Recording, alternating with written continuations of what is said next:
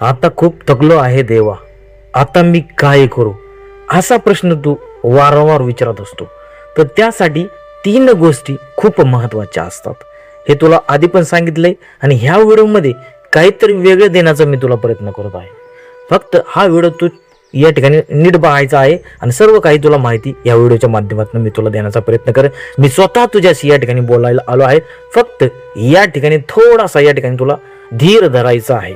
पहिली गोष्ट मी तुला सांगतो की लाईफमध्ये काय करायचं असतं. तर पहिले जे काय आहे तर संयम ठेवायचा. सगळ्यात इम्पॉर्टंट पहिल्यांदा काय ठेवायचं, संयम. कोणतं पण तू काम केलेलं आहे आणि त्या कामामध्ये तुम्हाला यश येणार आहे का नाही ते ठरवण्याचं काम माझं आहे. तू फक्त काय करायचं, कष्ट चालू ठेवायचे आहेत. तुझे कष्ट चालू ठेवायचे आहेत. पुढचा तू विचार या ठिकाणी करायचा नाही की जीवनामध्ये काय होणार आहे माझा आणि कशा प्रकारे होणार. फक्त संयम ठेवायचा. तू जे काम केलेलं आहे ते निष्ठेने केलेलं आहे. स्वाभिमान तू गमावलेला नाहीये. स्वतःचा स्वाभिमान पण ठेवला, कष्ट पण केले, हार्डवर्क पण केलेलं आहे आणि त्या कामाचं तुला फळ मिळेल, पण थोडंसं लेट मिळेल. फक्त संयम ठेवण्याचा तू त्या ठिकाणी प्रयत्न करायचा आहे. दुसरं महत्त्वाचं आहे, तू चालू कामामध्ये तुला सातत्य ठेवायचं. सातत्य बघा, सातत्य खूप इम्पॉर्टंट आहे.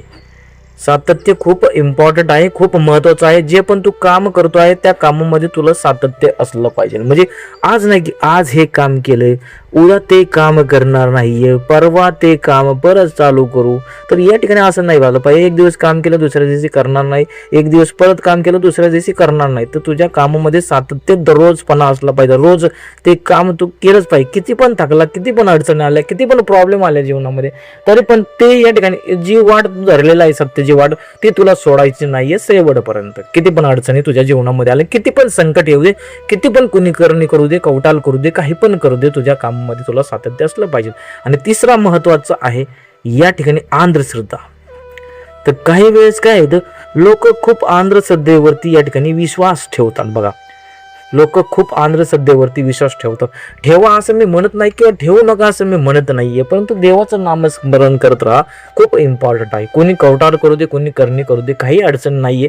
फक्त तू माझे नामस्मरण करणार, तू माझे नामस्मरण कर, तू माझे नाथांचे नामस्मरण करणं तुझ्या इम्पॉर्टंट आहे. तुला कोणी करणी करून दे, कोणी कवटाळ करून दे, कोणी काही पण अडचण येऊ दे, परंतु तू माझे नामस्मरण करायचं, त्या ठिकाणी सोडायचं नाहीये. ठीक आहे. ओम चैतन्य नवनाथाय नमः असा मंत्र दररोज त्या ठिकाणी 10 वेळा म्हणायचा आहे. किती टाइम म्हणायचा आहे, एकदाच म्हणायचा आहे. फक्त सकाळी म्हणू शकता किंवा संध्याकाळी कधी पण म्हणू शकता. परंतु त्या ठिकाणी तुम्ही त्या ठिकाणी अनुष्यपोटी तो मंत्र म्हटला पाहिजे. म्हणजे सकाळी म्हटल्यानंतर काय अडचण येणार नाही तुम्हाला, नंतर पण नाही येणार, परंतु अनुष्यापोटी त्या ठिकाणी तो मंत्र तुम्हाला म्हणायचा आहे. ओम चैतन्य नवनाथाय नमः अशा प्रकारचा तो मंत्र त्या ठिकाणी आहे. तर हे सर्व 3 महत्त्वाचे पॉईंट होते.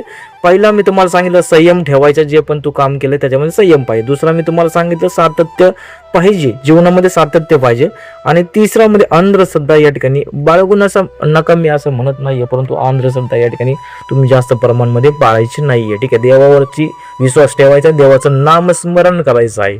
तर या ठिकाणी हे सर्व महत्त्वाचं आहे. मी तुला फळ देणारच आहे. मी तुझ्या सर्व चिंता हरूनच घेणार आहे. आणि जाताना तुम्हाला एवढं सांगेन, कमेंटमध्ये ओम चैतन्य नवनाथाय नमः किंवा अलख निरंजन आदेश असे लिहायला विसरायचं नाहीये. अलख निरंजन आदेश.